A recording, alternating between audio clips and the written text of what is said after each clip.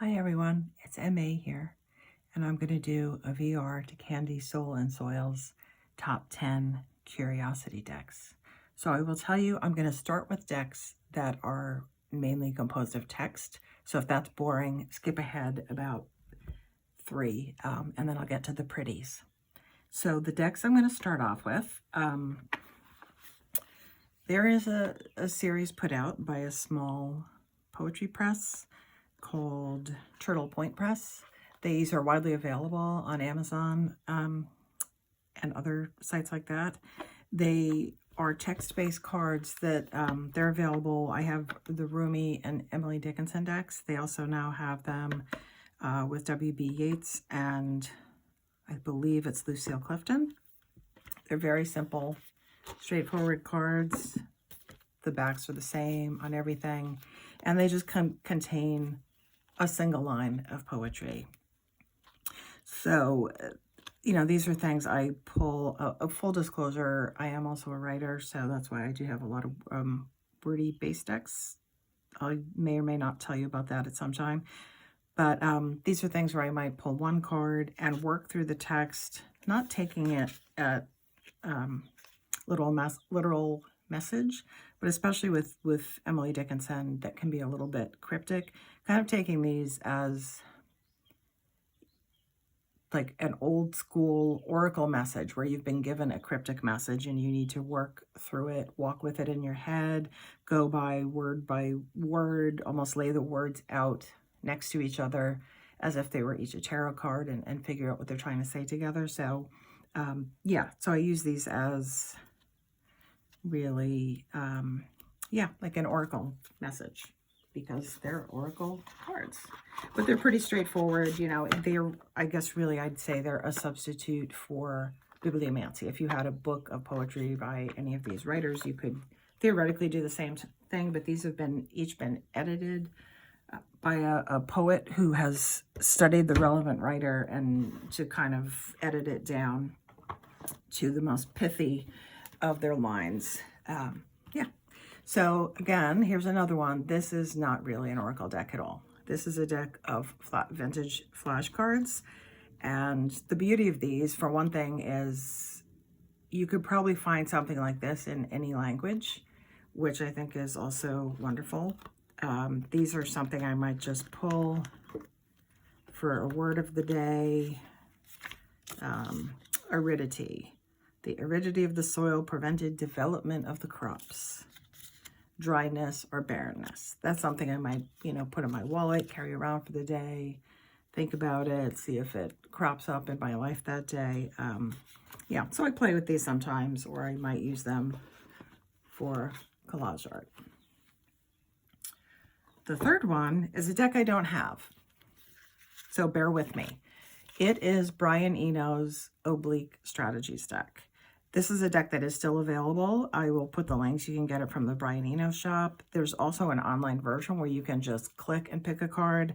What I'm doing, I have been slowly, as I toss away recyclable food packaging and other packaging, been trimming cards that I think I might, because the backs are all different, I may paint or collage in some different colors. And then you can actually print out the text of the cards, and I probably will collage them onto the decks at some point, but mostly I just use the online version. So these are all actions. They're intended for composers when they were made, or other creative folks, so that if you're writing a piece of music and you want to not keep things bland, let's say, so ask people to work against their better judgment, ask your body, be dirty, cluster analysis, consider different fading systems. So they are, in their nature, a little bit oblique.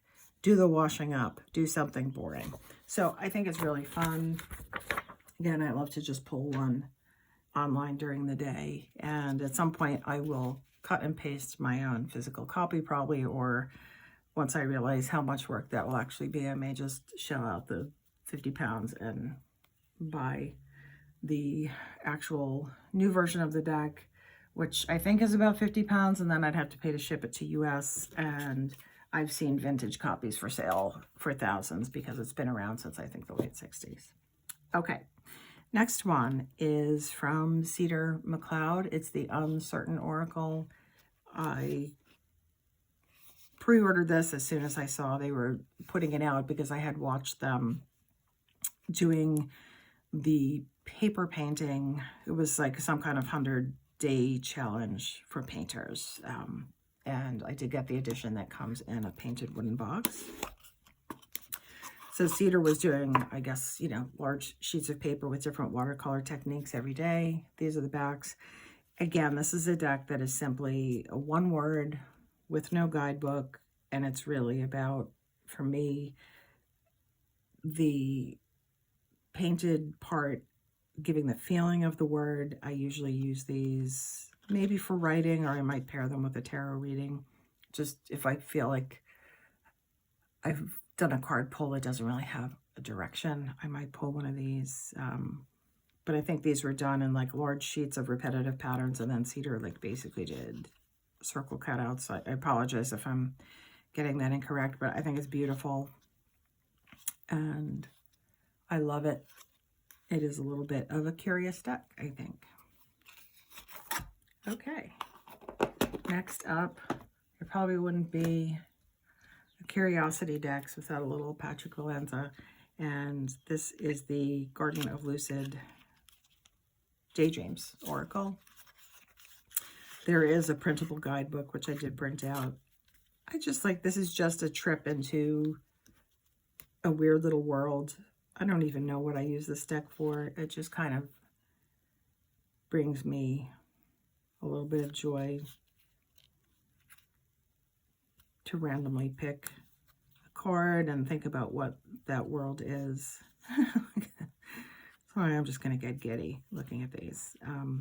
Somehow this is like a cheerful, I would call this one cheerful weirdness or cheerful nightmares. I just think it's very sweet and just a little bit oddballian. Okay, pardon my voice. I've been a little under the weather. Okay, the next one in this little pinky bag is the Frau Grand Duchess Tarot, which was, I think, it was probably either my second or third deck.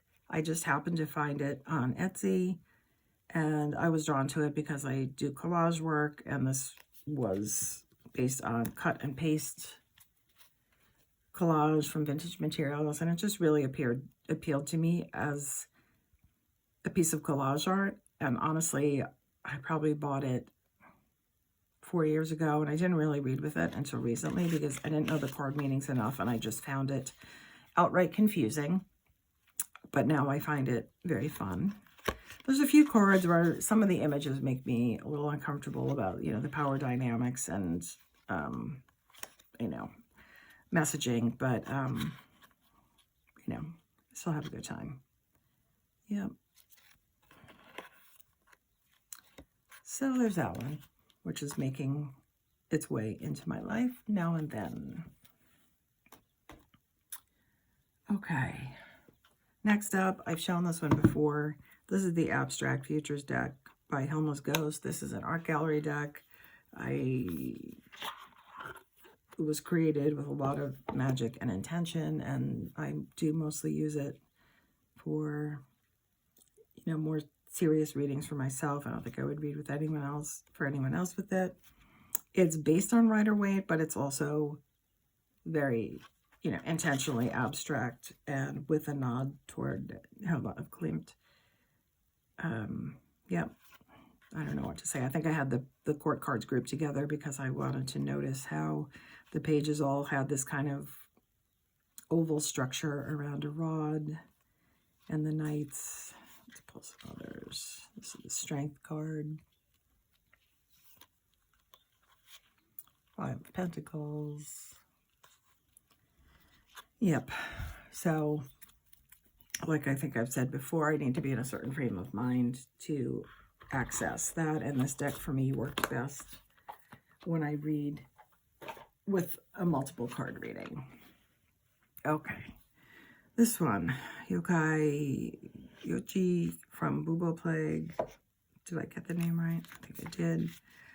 Oh, this deck is so beautiful and so weird, and I need to spend more time with it because I don't always, like, I know the card meanings, but I don't always know how it's relating to the image. The guidebook has just these delightful little descriptions of what the relative little yokai mean. But it's just so kind of, it's mildly creepy. I like the kind of loose ink style, how the objects are animated. Yep. Delightful little deck. And very curious. How many is that? Did I even count? I don't think I counted. I'm looking at the stack. I think I have 2 more left. Okay. Next is the Tarot of the Drowning World from Kahn and Selesnik. I was never particularly drawn to learning Marseille, maybe because I'm just kind of early to tarot in general. But when I saw the images for this deck in progress, I was really attracted to it. Also, these artists are semi-local to me. The photography was done just a couple of hours away. And if you haven't seen this, the photography was done, I believe everything was done floating in water outdoors. It's all, you know, real botanicals and real objects floating. These are the minors. The majors are people, also floating in water. And it's just weird and beautiful. And yeah. The Hangman. It's a funny way to be pippish, right? You 3 cups floating in a pond. So curious and delightful, and that will be my Marseille learning deck. I think this is the last one. Okay, this deck, the Medieval Europe Tarot. I will say this deck, if somebody does the hashtag, like, my funny decks, this deck cracks me the heck up. It just cracks me up. So first of all, the little guidebook, like, how cute is that? It's like done like a medieval, like, book of hours. Quite adorable with the end pages, like the little faux leather and the little red ribbon. Okay. I think this one is in order. But the people in it are just, you know, have that kind of distorted medieval art vibe. There's animals, there's goofy things happening, like there's deranged cats everywhere, so I will always give bonus points to decks with deranged cats in them. Some of them are just funny, and you know, I didn't know what I would use this deck for, and I will say this is a deck that if I pull one card and use it to just put out in my regular space or on my desk and say, you know, what's up today in my actual physical life, it's actually works pretty well with guidance as far as day-to-day living, strangely enough. So yeah, just kind of wacky and a little bit off kilter. Look, you know, a disembodied torso, dude fishing. You know, is this 9 of Cups? I don't know, but I don't care because, okay, now what? They're bowling and there's a floating shield and a bird randomly standing in midair.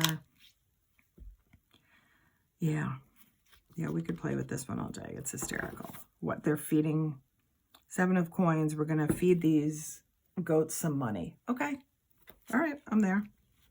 I'm there with you. So anyway, those are my curious decks. I'll probably re-record this because I feel like I was a little rambly and unfocused today. But thank you for watching.